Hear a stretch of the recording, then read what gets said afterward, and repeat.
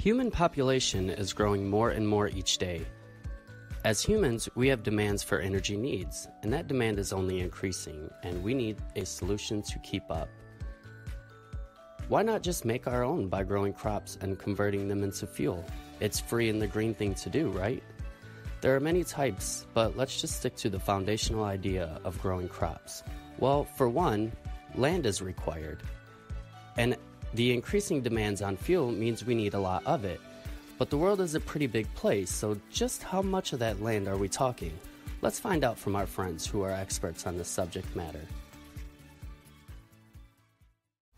The amount of land needed to grow crops for biofuels depends on the type of crop that you are using.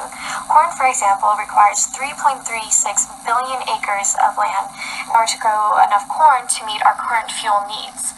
Now, this can be done sustainably, but in order for biofuels, we need a lot of land in order to use all the crops needed. That's what the diagrams and visual aids show, and some of them should also show how much land is needed for the various different crops. Well, it seems that there would be plenty of room for fuel. We have to consider the amount of land needed to grow food. As we continue to focus on growing biofuels, we take up land needed to grow food crops. There's only so much suitable farming land in the world, and places like deserts and tundra don't have much extra space to grow biofuels. There's already almost 9 billion people in the world who don't get enough to eat. If we continue taking up space with biofuels, by the year 2020, an additional 90 million people will be at risk of hunger. The majority of these people who will be at risk will be from Africa and Eastern Asia, but there will still be approximately 20 million people at risk in developed countries. The main reason for these people to be at risk of hunger is an increase of food prices. When farmers earn more if they plant biofuels, that is going to be their main crop for the year, which means that they will be planting less food crops. Farmers who don't make the switch will demand higher prices for food to make up for the fact that they aren't producing biofuels. It's certainly important to keep our food supply safe, but that's actually not the only thing threatened by the expansion of biofuel use. For example, biodiversity is at risk by the expansion of this industry.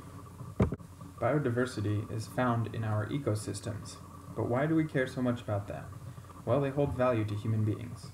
There was an article published in 1998 in the magazine Nature that estimated that human beings during 1997 gained $33 trillion worth of economic input from the ecosystems that we work with.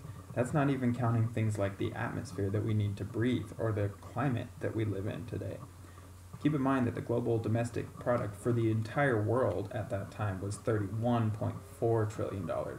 So we actually got more value from the ecosystems than we produced in our entire world economy. Put that in today's dollars, and that's $51.16 trillion. Here's a map from that 1998 article that shows where this economic value was found. As you can see, it's pretty much everywhere that there are humans. There are endless ways that humans gain value from the ecosystems that they live with, but here's just a few. Tourism, protection of our farmlands from things like erosion, pollination of all of our crops and plants that we use for life, and things like fishing that take economic value directly out of the ecosystems. What allows these ecosystems to be so valuable to human beings? Basically, it comes down to 4 kinds of biodiversity. I'm not going to explain them all today, but essentially they are what allow these ecosystems to work so well and protect them from crumbling apart under outside influences and the harshnesses of nature. Several things threaten this biodiversity that we depend on. Some of these include climate change, deforestation and habitat loss or fragmentation, overexploitation of the biodiversity, introduction of invasive species, and pollution in the environment. In fact, we currently are undergoing a mass extinction event. While biofuels may address the problem of climate change to some extent, expanding their use means sacrificing in all the other areas that threaten biodiversity, and it's simply unacceptable. So we have a need for a transition to the use of biofuels in order to reduce our negative impact on the environment. As we shift towards ethanol and other biofuels, the amount of land needed to grow the required crops increases, and we arrive at a situation where both the food industry and the biofuel industry are competing for suitable farmland. Food crops are being displaced so that we can grow crops for the production of ethanol. This also affects biodiversity as more natural areas are being converted to agricultural land. We are combating these problems with the help of second-generation biofuel production methods, technological advancements in the way of production efficiency, and alternative sources of biofuels, such as harvesting from algae rather than traditional food crops. Colleagues, policymakers, concerned citizens, we have presented a vision to reduce adverse effects of ILUC through technological advancements and shifts to later generation biofuels. We encourage you, if able, to invest into research and development of new technology and choose to use newer generation fuels. Your choices are our first steps.